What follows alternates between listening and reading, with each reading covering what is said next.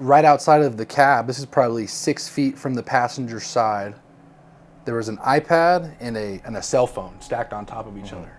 And the phone was ringing, and I picked them both up because I was going to go put them on the bumper of the truck, and it was this dude's wife calling. Oh shit.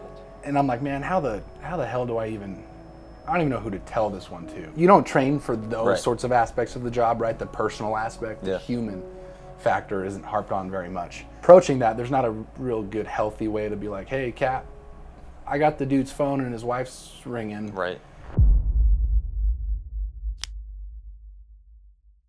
What's up, guys? It's Jefferson from Snake Staff Systems, and welcome to another episode of Responders React, a segment where we bring in first responders right here in our community, and we sit down and we react to viral clips from the internet, movies, and more. In recent events, firefighters have been in the news a lot lately, and so for this episode, we're going to be focusing on the profession of firefighting. Today, we're joined by Nick, who's a local firefighter here in Utah. Nick, thanks so much for being here, man. It's great to have you out. Why don't you go ahead and kind of introduce yourself, explain how you got into firefighting. Awesome. Well, thanks for having me. I appreciate it. Well, like Jeff said, I'm Nick. I've been in the fire service going on 4.5 years now. Kind of the stereotypical firefighter, right? I was a little 4-year-old that wanted to get in the fire service. And after high school, I kind of battled between joining the military and kind of decided to go into the fire service. And 4.5 years later, here we are. So I work full-time as a firefighter. I teach EMS and fire part-time on the side. And man, I absolutely love what I do. Before we get started, one of the things we like to do is some war stories. So why don't you tell us the craziest thing you've seen as a firefighter? What stands out in your mind? Sure. The one that immediately comes to mind, this was 2 years ago, give or take. We had, it was probably at like 3 p.m. We get dispatched to a tractor trailer rollover. Okay.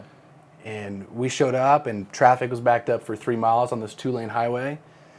So we take the left shoulder and we show up on scene, and I was our engineer that day, and I pull up and there's this double back tractor trailer with its cab flipped over, leaking gasoline, right? And it was carrying 12,500 gallons of liquid gas, right? Just raw gas. And just dumping it everywhere. Just dumping it everywhere, right? It was punctured in like 17 different spots. Every ounce of the gasoline had spilled out by the time this call was over. But the real kicker was we had no patient, right? And so we show up on scene and we immediately start to do our triage process, and we couldn't find anybody. So we instinctually went to the cab. Yeah. And I crawled in the cab. I was the first one in the cab. And there's this guy, he was in his 50s, and he was stuck in the cab.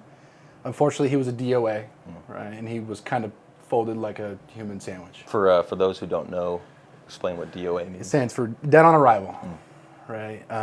Which is a really sad circumstance because there's already a hazard we had to mitigate prior to even trying to attempt to get this guy out. The gasoline, right? Yeah, right, because we can't do anything until we mitigate the hazard, especially if we're planning to, right, the cab was upside down, so we have to plan to roll this cab over, extricate the patient out of the cab.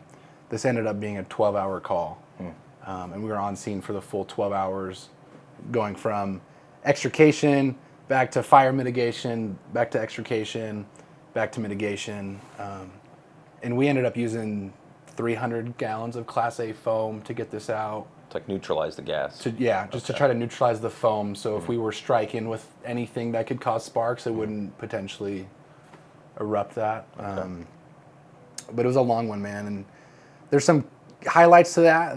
They'll always live with me in some regard. Sure. Right. I remember I was hearing a phone ring, and I was like, what the hell is going on right now? And right outside of the cab, this is probably 6 feet from the passenger side, there was an iPad and a cell phone stacked on top of each other. And the phone was ringing, and I picked them both up because I was going to go put them on the bumper of the truck, and it was this dude's wife calling. Oh shit. And I'm like, man, how the hell do I don't even know who to tell this one to, right? And you don't train for those sorts of aspects of the job, right? The personal aspect, the human factor isn't harped on very much. So approaching that, there's not a real good, healthy way to be like, hey, Cap, I got the dude's phone and his wife's ringing. Right. And the real kicker was, I don't know if there was like a crash detection system on his watch or something, but he had 12 missed phone calls from his wife. And that one kind of, I mean, that one kills you. Yeah. You know what I mean? Because you know where he is. But she doesn't. You don't know what she's doing or what she's thinking. She has no idea what's going on. This was just a normal day for this guy, right? He was driving from Idaho, dropping off this this gas up in northern Utah. And just like that, the snap of a finger kind of ended. And I mean, he rolled the truck 3 or 4 times, just the cab itself. Wow. So yeah, that's probably one of the nastier ones that sits with me. Yeah, so. Well, thanks. And on that note, let's get started. All right, so we are en route to a vehicle accident with a confirmed pin-in. Rescue 13's on scene, and they just established that it is a confirmed pin-in. So our first apparatus on scene should be ladder 16. Can we pause here real quick? So at the beginning it said that that was the battalion chief. Yep. What has to happen for the chief to show up? That's a great question. So typically it depends the response matrix of the agency, okay, and then the severity of the call. So if you go to, typically, like at least in the state of Utah, we have Alpha through Delta. You, Oprah.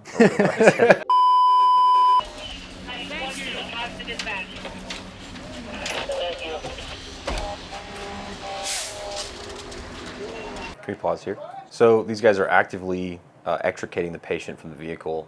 The tools they're using, they're often referred to as the jaws of life, as far as I understand. You guys don't really refer to them as that. What do you kind of give us a rundown on that tool? So that's the civilian aspect of this, right? We Yeah. call it the jaws of life to save your life, that sort of thing. In our realm, we use 3 different tools typically for a normal vehicle car extrication. It'll be your cutter, your spreader, and then your hydraulic like ram. Okay. Right.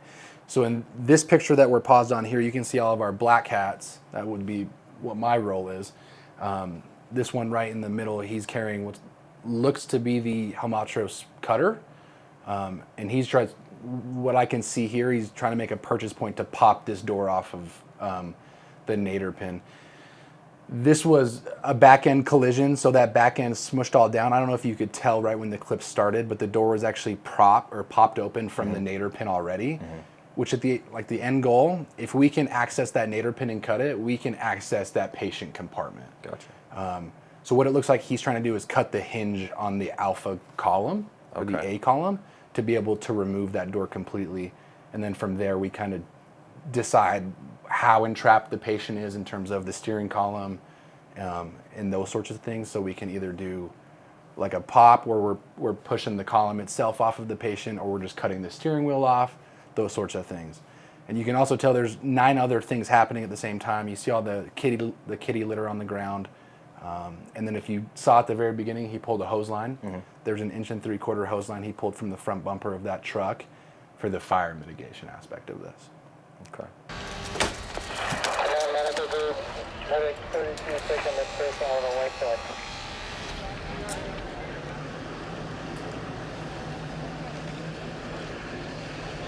So right now we actually have 2 patients entrapped inside the vehicle. They're both alert and oriented, which is a good thing.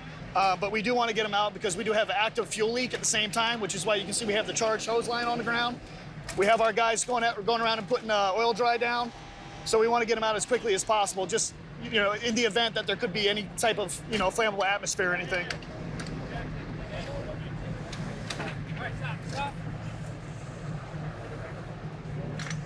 Here comes the baby. Lead control command. Command, go ahead. We removed 1 patient. So is that water? Which I guess it looks like it's just rain, but that's not gasoline. Yeah, it looks or like there's anything. just rain. I'm sure there's some part of this that's going to be.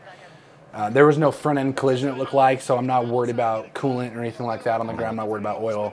But since it was a rear end, I'm worried about gasoline leaking for sure. He's alert and oriented, but he's a little out of it. But medically, he looks okay. Couldn't tell if that kid was in a car seat or not.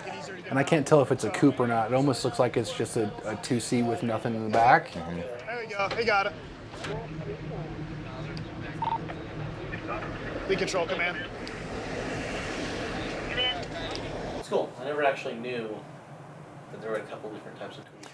And on that one specifically, they actually did something different that isn't normal. They actually did a double spreader, right? And spreaders give you roughly 16 to 24 inches of reach depending on the tip or the wedge that's at the very end of the spreader. And it's not, I don't want to say it's not used very often. It's just really selective what agencies decide to do a spreader and a spreader instead of a cutter and a spreader.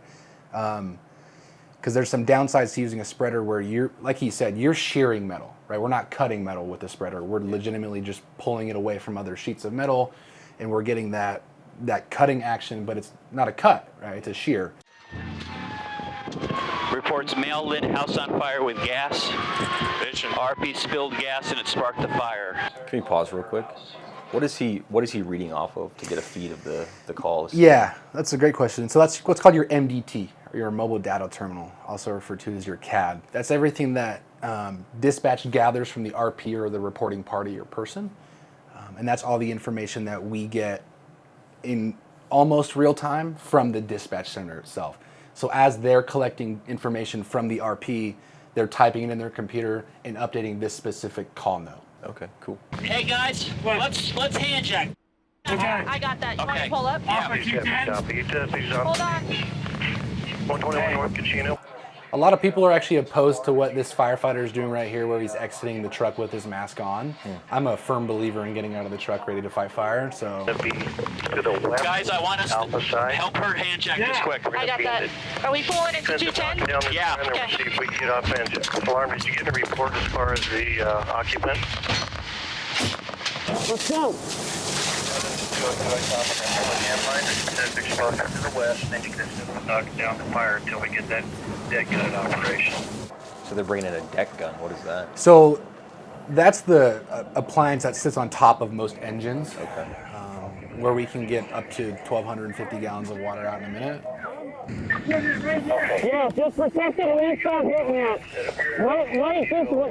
Let this down and then start hitting it. You guys have a flight line down in that direction. So what these guys are doing, these guys on this side are doing what's called exposure protection. So because of the radiating heat from the fire on our left side, the house on that right side is now being exposed to all that radiant heat. So they're trying to cool that down so we don't have another So it doesn't another spread fire from start. one Correct. residence to the next. Correct. Command. Command, go ahead, 202.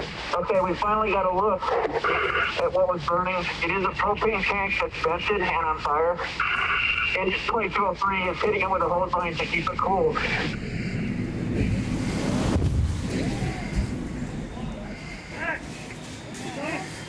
It almost looked like a magnesium rod that exploded, which is kind of common with like acetylene stuff.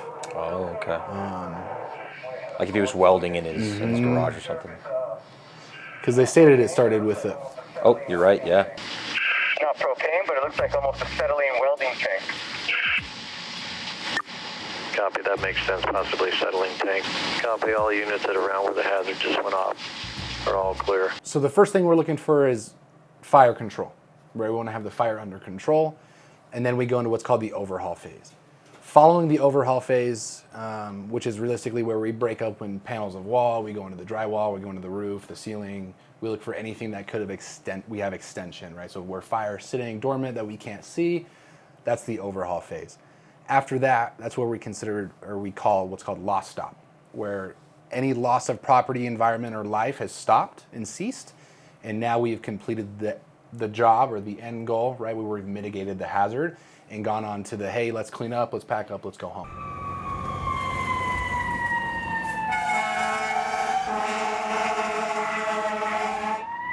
Hit it from Kings Highway.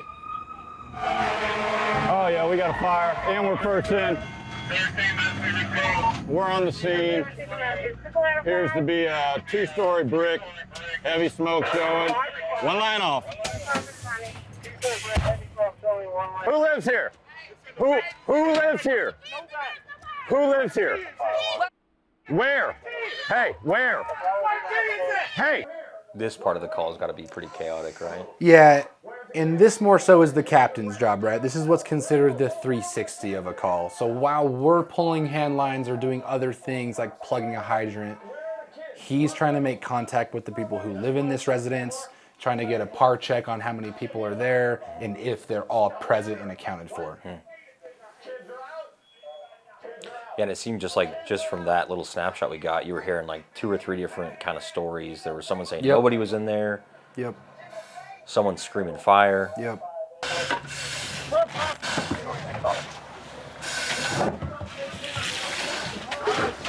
Get the windows open. We gotta get some of the food out of the basement. It's the idea there to vent heat. Yeah, so especially with basement stuff, right? Because fire wants to travel up. Right. The path of least resistance is always going to be up for a fire. Basement fires and anything under the main structure itself can get really, really nasty really quick due to the heat. And the bad thing about basement fires is they trap it really well, but especially in a place like St. Louis, Missouri, where there's old structures like this, look like an older brick structure, right? Where they have specific windows called firefighter killers, where we can't fit through them with our gear. So if something goes wrong, these are the ones that end up turning into a firefighter down moment where we're sending in our RIT team or our rapid intervention team to extricate these firefighters. And then a lot of the time, a lot of these staircases are made out of wood, and this fire wants to travel up, and that's one of the paths of least resistance is going up the staircase out that door. So that staircase is going to be kind of sketchy too. But they made a really good push. What I saw was a pretty good push. He waited for water at the door, which he was supposed to.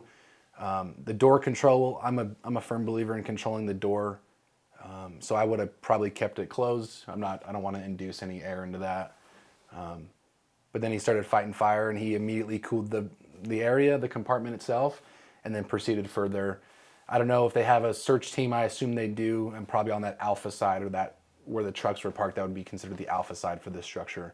And that's where I would have sent my search team in to look for any potential victims, all that sort of thing. Gotcha. Responding to a structure fire, so it's going to be a duplex fire. We got reports of people trapped inside. Engine 6 just got on scene. We may be, bud. We may be searched.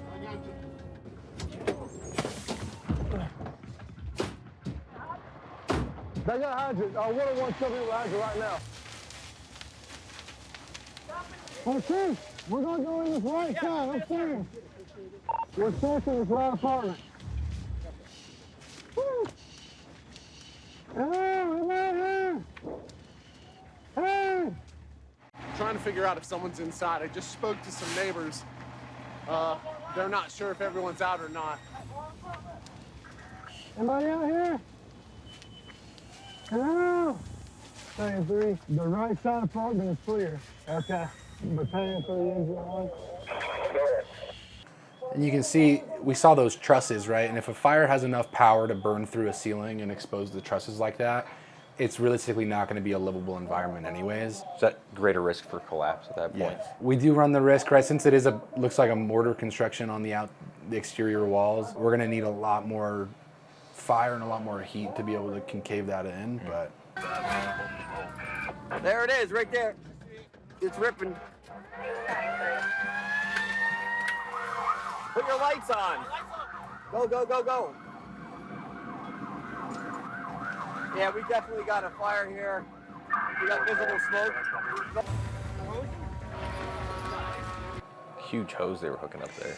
Yeah, that's what's considered LDH, or large diameter hose. That's typically anything from 3 inch and above, depending on the agency, but that's what we'll hook our hydrants to, so we have a gigantic source of water coming into the engine itself. Watch that vinyl. So if you saw right before this, the vinyl on this other structure was starting to peel. That was that radiating heat I was telling you about earlier, because that could potentially turn into an exposure itself. Gotcha. Before we go into any further operations as well. So it's a pretty aggressive offensive attack.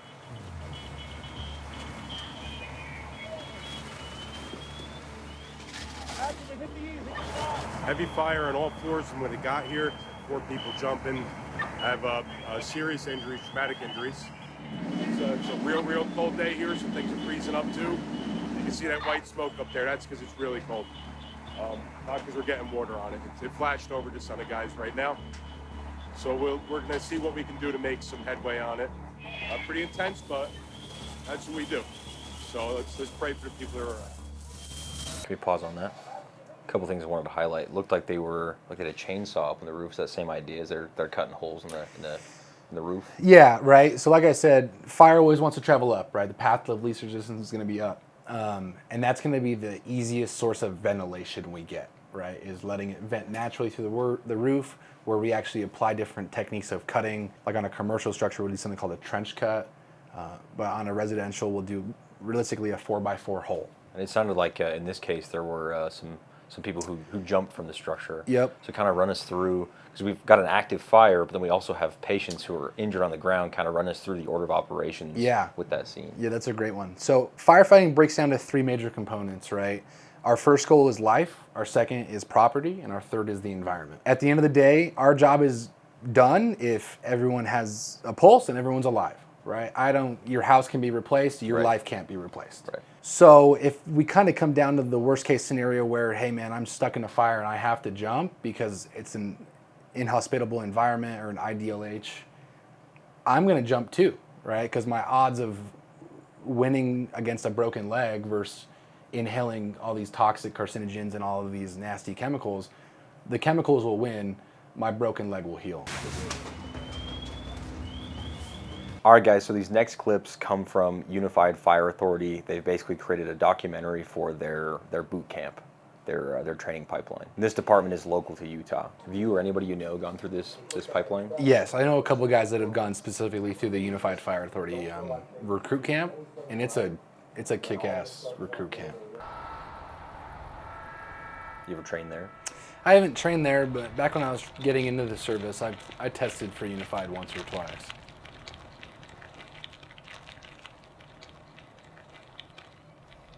Well, we're going to start it off by welcoming you.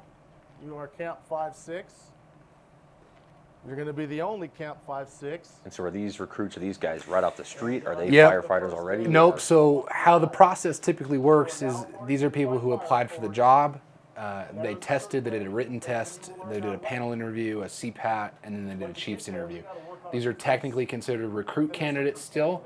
They're pulling a firefighter's salary at a step 1 pay, but they're not actually firefighters. So these are legitimately their first day as This is their firefighters. first day as a recruit firefighter. Mr. Hardman? Yeah.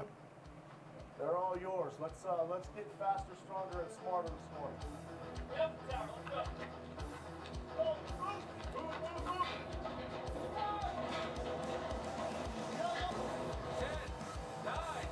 So this is kind of like the breakout, like they just kind of get everybody's heart rate going, Yeah. get some PT going. Yep. And for day 1, they're trying to set an expectation of what the rest of this 16-week camp is going to look like. Okay. Like I said, the goal is to make these people so uncomfortable that they get used to only being uncomfortable. All right, so day 3 of week 1, this recruit camp that's called Mazed and Confused is really the first time that these recruits are in their full protective equipment ensemble, and we put them in our confined space maze. You gotta use all your senses, okay? You gotta be feeling around. What are you hung up on? What's the obstacle feel like in front of you? How do I need to position myself once I get inside? All right? So the idea here is to get them used to navigating without sight. Is that kind of the idea? Yeah. In most structure fires, you realistically get 4 to 6 inches of visibility in front of you, right? Which is enough for you to see your gloved hand. That's it. So they're gonna black them out, or they're gonna put their masks over their hoods over their masks to make it so they have legitimately 0 visibility, which is as close to we can get before doing live fire and before fogging out the structure itself. Like he said, this is to make them comfortable being in their equipment. This will make you be comfortable. Right. You will be uncomfortable the entire time you're going through this maze. It's not to test them, it's to train. And this looks like without them being on air, so there isn't the factor of, hey, we need to move quickly. Right. We have to move with a purpose as we're actively going through this maze itself. But they are wearing a full, yeah, they're in the full gear, yeah. But you can tell their second stage regulator isn't clipped into their mask itself, which means they're not breathing the air, but they still have all the weight, they still have all the feeling of no dexterity, right? And there's probably got to be a lot of snag hazards with that. And that's kind of a part of this, right? Realistically speaking, the snag hazard thing is a very real potential. It's not as real with like newer construction, but it's definitely there. like he was saying, this is to make them comfortable in their gear and show them that they can work through uncomfortable situations in a way that gets them safely from point A to point B to the end mission goal. You can get through hard things. You need to calm down. You need to understand that it's going to end at some point, but you have to collect your mind, collect your thoughts, and work through the problem. Got it.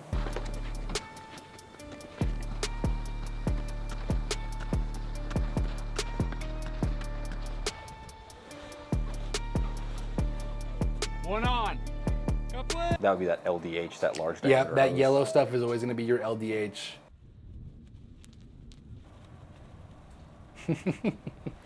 What's happening here? That's funny. So he just did what's called gasket checking. At least that's what we refer to it in my academy. So in between every single coupling, there's a rubber gasket, or that little rubber O-ring, that if you don't look in that coupling and actually visualize it, you can take it out and no one's going to know the wiser. And back when I went through the fire academy, they did the same thing to us. Back when I interned in the fire academy, I did the same thing to the recruits. Where the goal is to take those couplings, or the gaskets, and try to kind of play around the fact that they don't notice. And that happens way more than you think in these recruit camps. And it's to signify that the little things matter. And that if you don't take care of the little things, the big picture is going to fall apart in some way, shape, or form. So this is kind of pushing that promise to them that, hey, make sure the little things, the details are accounted for. So with these gaskets missing, would that cause a failure in the hose's ability to move water? So not necessarily a failure. You're going to have leaks at all of your couplings that are way more pronounced than like no matter what, you'll expect some leaks at every single coupling attachment. As long as if you wrench them down, you get less. But if you don't have that gasket in there, you're going to leak big time. So, but like you said, it just goes down to, and like the instructor was saying, it refines or reinforces rather that attention to detail. Which, when it comes to the fire service, like those dudes are like dialed in. Like you look at any fire station, like down to the last, like most minute detail, everything is dialed in. That's the goal, right? And I live by the phrase that the little things matter. Like I said, if you don't care about the little things the same way you care about the big things, the big picture doesn't matter the same way. How you do one thing is how you do everything. Absolutely. All right, guys, so these next clips are from the YouTube page Fire Department Chronicles. Let's go. Sir. Hello. Who are you? I'm with the fire department. Are you okay? Yeah, I'm okay. What are you doing in my house? We're not in your house. You're passed out in your car. So? In your neighbor's driveway. This is where I normally park. Do you normally park on top of their plants? Well, I mean, if you really... Hey, listen, let's just get you out of the car so we can get you checked out, okay? Nah, I'm good, man. Hey. No. Fine, stupid freaking neighbors. It's actually kind of perfect. Our whole goal, if we walk up on this, is to take their keys. Right. I don't want them to be able to throw their car in drive or reverse and hit one of us. Well, actually, typically on these type of calls where we kind of don't know what's happening, we'll chalk the wheels first. So if that does happen or we can't access the patient compartment, that they don't hit us. Yeah. So apart from the funny aspect of this, which is very true, you can even see the fan in the back. It's always the weirdest things that sit in the back of people's cars. But yeah, that's exactly how this would have played out. Hey, doing, sir, did you call for a strange smell in your house? Yeah. We're moving all the stuff inside for the hurricane, and then like an hour ago, the whole house started smelling like crap. That is weird. Do you have anything that runs on gas? No, not that I know of. Hey, Cap. I think I figured out where the smell was coming from. Holy crap, we left the gas on? Yeah, and it looks like you dumped the whole tank into the house, man. You're really lucky. I mean, I wouldn't say we're lucky. I was planning on grilling in the house if the power went out, but now we don't have any gas. Are you serious? Oh yeah, man. I have an amazing burger recipe. You guys should come back by after the hurricane. You and I need to have a really long talk. So obviously out here in Utah we don't have hurricane season, but with hurricanes and like recently the freeze overs with the crazy winters out in Texas, it seems like you hear a lot about people seemingly doing the right thing, trying to like warm up inside, or not realizing that they need to ventilate that. Yeah, using gas appliances to do that. This one happens more frequently than you think it does, because people don't think about the back end of these things, right? And this kind of segues into the fact that I'll always have a job, right? The job security is always going to be there. Yeah. And because stupidity is the factor of this job that makes it a job. Yeah. Right? Sir, can you please just open your door so I can help you? Hey, I thought he was having neck pain after a car accident. Yeah, that's what he told dispatch, but now he won't open his door so I can assess him. It's weird. Sir, how fast were you guys going? I don't know, man. 1 mile per hour? I mean, we backed into each other coming out of our driveways, dude. There's not even any damage on the car. Okay, that's really straight. Hey, I just saw his eyes open. You know, the only way I think we're gonna be able to get him out is to take the roof off of his car. I'm sorry, sir. It looks like my door lock's working now. Hi. I had one just 2 days ago where we showed up on scene. This car was stuck on the side of the freeway for a whole day, right? And it's July. Yeah. So it was cooking at 100 degrees. They were there for 16 hours on the side of the freeway. And the cops found them, and they called us to come do a medical clearance on them. And they were both a little methed out of their mind. But 95% of the time, they won't tell us that. Even though we can tell them a million times, I can't share your health information with the cops. There's nothing, I just want to care for you. That one happens all the time. Yeah. All right, guys, so these next clips come from the movie Only the Brave, which is a depiction of a real-life story of the Yarnell Hill wildfire where tragically 19 firefighters from the Granite Mountain hotshot crew lost their lives. Come on, 10 minutes, shit first! Let's go, Bravo! Let's go, Bravo! Kick it off, man! So this one seems like a training event as well. Can you kind of explain what's going on here? Yeah, so this is a training event to create a relatively habitable space for their fire shelters is what it looks like. So they're clearing brush and cutting down to mineral soil, nothing that can burn, so they can all space themselves out so they can deploy their shelters in a way where that heat kind of, almost the goal is to have it skip past you. Right, and light everything else on fire and leave you in a relatively hospitable environment. What's your 11th watch out? Hover fuel between you and the fire. What are they referring to there, the watch out? So your watch outs, like he said, firefighters died to give us these watch outs. It's things to look for on these wildfires that could get you in a position where you die. Yeah. Prepare deployment time right here, now! Can't go back up there. There's no time, Jesse. Deployment site right here, right now, let's go! So he's saying prepare a deployment site. That segues back to that very first clip we talked about, where they were clearing brush in a giant circle to set up for this exact reason, where, hey man, we're gonna get burned over if we don't act quickly. And we all studied the Yarnell fire extensively. The turbulent winds of this fire is what caused this event to happen, right? Operations Air Attack, you have a firm location on Granite Mountain? Air Attack, Granite Mountain, how do you read me? Air Attack, Granite Mountain!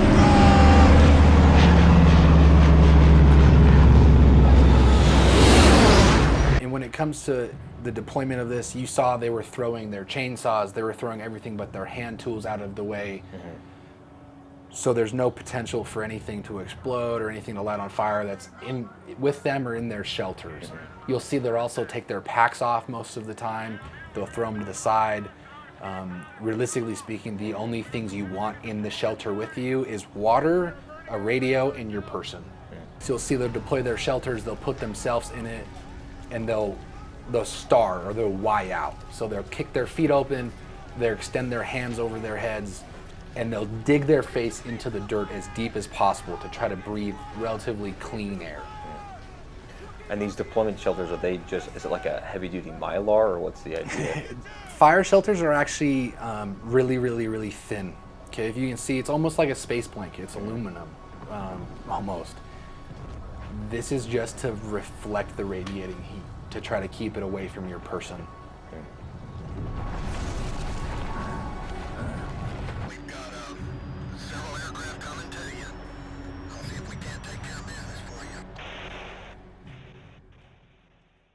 Man, my heart's beating so fast. Yeah, man, that one gets me every time. And unfortunately, this was the most recent large-scale incident involving wildland firefighters and fatalities, right? 19 of them passed away. There was one member of the Granite Mountain Hotshots that lived because he was injured and didn't go on that part of the deployment. And that's something and I wasn't even around in the service. I was a kid back when this happened, right? I had no idea what this was. But it doesn't make it any better now, however many years later, that this is still a very real and scary thing that we still learn from. Taking the Yarnell Hill fire as the example, like what has changed as a result of that incident? Sure. There are a couple like really big things that changed since then. Firefighter tracking is like one of the biggest ones, right? The accountability on the fire ground of where people are. On these IC5 incidents, these large scale incidents, it is so hard to be able to tell where everyone is at one specific time. So we break it up into different divisions, right? So firefighter tracking is the big one. The second one is the communication stuff. The reason that all happened and they all died was a miscommunication between them and that VLAT, right? They didn't know where to drop. They didn't know when to drop because they lost radio signal. They couldn't actually communicate with anyone outside of that specific area.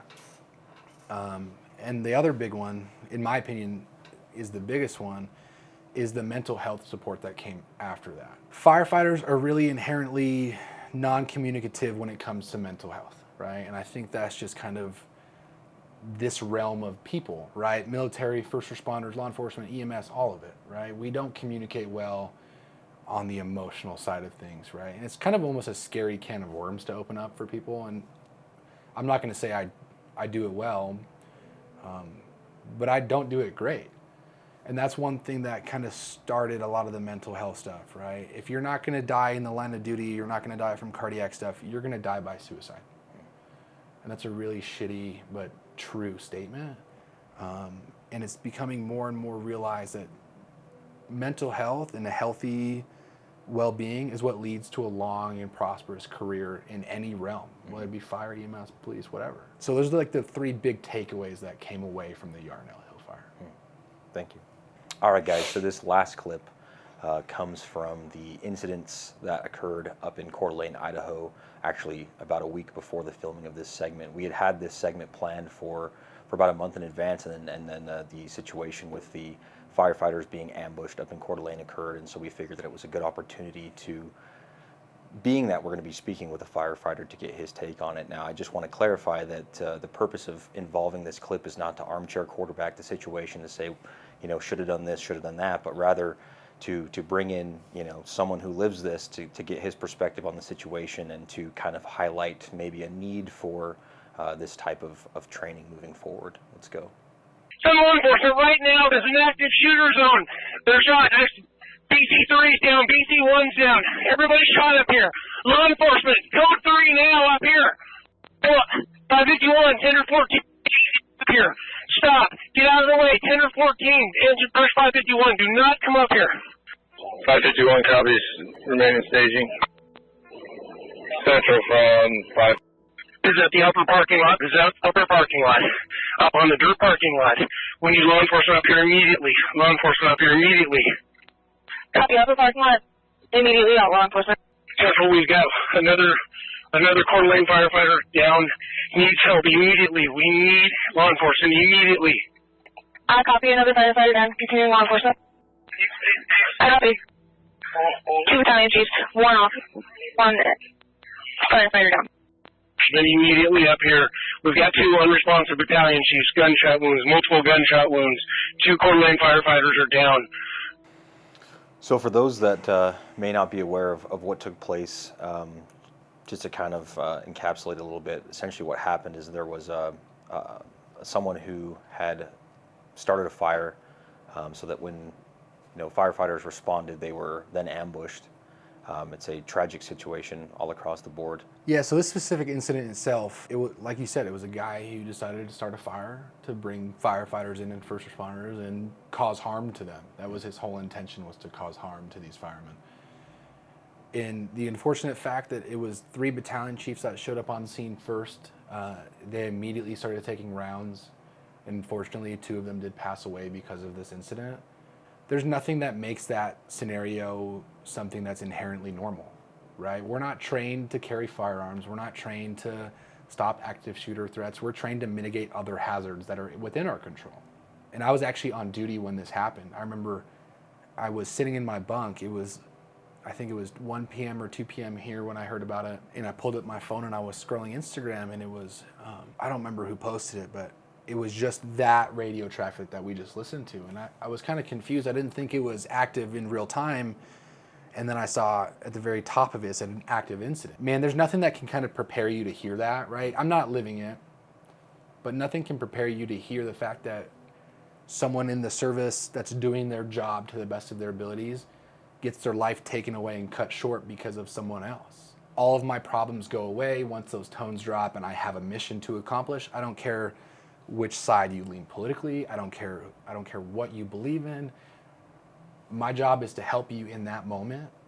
And the fact that someone will try to stop us from doing that because of something they feel or something they believe is really scary, man. And it makes us all kind of worried for the future. And there's lots of things out there about like, well, how do we train firefighters to start carrying weapons on duty? What's that look like, right? Because we're not law enforcement officers. We don't go through post. But how can you make that something realistically reasonable, right? And all of us want to be able to protect ourselves too. But there's a double-edged sword of this could also potentially be a harm to the public if we're carrying while it's protecting us, because it could ruin that relationship between the fire departments and the public's eye because we start looking like cops. And like I said, in today's political climate, a lot of people don't like law enforcement, which is really unfortunate, but they also have a job to do the same as us. And once we start kind of bridging those realms, I think we'll lose part of the public trust. But if I can't do my job and I can't help you, who's going to help you? Right? Because if I can't protect myself and my crew first, I can't protect you. You know what I mean? And again, not to armchair quarterback anything, but let's just say hypothetically, you know, firefighter Nick, if you had the ability to implement any policy that you saw fit. So right now, realistically speaking, like I said earlier, the whole goal is to get out of the situation, right? If we see it starting, the whole goal is to run the other way, which is really uncanny for our brains because we run towards the threat. Similar to law enforcement, but they have a means and a way to protect themselves. We don't have that same thing. I'm a firm believer someone should be carrying on duty, but then it introduces that scary factor of, well, why are we in this predicament anyways, right? So personally, I think there should at least be one person on duty that's carrying. That's kind of what I would change. Even if they have to go through extra schooling, they have to go through post, they have to go through anything like that. I think that would be something in the terms of our protection that I would be in favor for. Now, in terms of the actual treating of a patient or a casualty that sustains some of those injuries, that is, like, firefighters do receive that training to a degree. Absolutely. But can you talk a little bit more about that and kind of how, talk us through like what treatment for gunshot wounds and things like that would be? Yeah, so at least in the state of Utah, like what I'm trained to do, realistically speaking, my whole job is to stop the bleed, right? A bare minimum, stop the bleed. I can't go in and get the bullet out. I can't necessarily make things better, but I can stop them from getting any worse. And at the end of the day, that's kind of the goal pre-hospital, right? Especially with these major bleeds, these gunshot wounds, these stabbings, these sort of traumatic injuries that are caused by high velocity projectiles or puncture wounds, that sort of thing. Tourniquet, tourniquet, tourniquet, man. I carry a tourniquet every day on duty for personal use, right? It's only for me. We have 7 in all of our trucks purely for the fact that everyone gets one. There's the ones in the ambulance for our patients. But at the end of the day, like I said, if I'm harmed, I can't do my job, I can't help anyone else, right? So when it comes to the treatment of these injuries, stop the bleed. Always stop the bleed. Assess everything that you can. Visualize everything that you can. And then try to mitigate what you can. And it's easier said than done, right? We can talk about it all day in the treatments of these certain things. We can break it down into the pathophys of it, but when it breaks down to it, at like the real level, stop the threat. Mitigate things that you can, and everyone go home. Well, I think on that note, we'll wrap. So Nick, seriously, thank you so much for taking the time out of your day to be here and teach us about your profession. I certainly learned a lot more about firefighting with you being here. So yeah, thank you again. You have a podcast that you do. Would you mind telling the viewers about that and plugging that? Yeah, absolutely. So you can find us on Spotify and YouTube at Back of the Box Podcast. We put out episodes every week. We talk about different medical things, mental health things, fire service, kind of an encompassing of the emergency response realm, including the RN side. The guy I do the podcast with, he's a ED nurse. here in Utah, and he's a fantastic and extremely bright individual. So we'd love to see you on there. Give it a listen. Give us some feedback. Let us know things you'd want to hear. But thanks for having me, Jeff. I really appreciate being here. Yeah, man. Thanks again. And yeah, so that's Back of the Box on Spotify. And guys, thank you so much for watching. Please like and subscribe. We'll see you next time.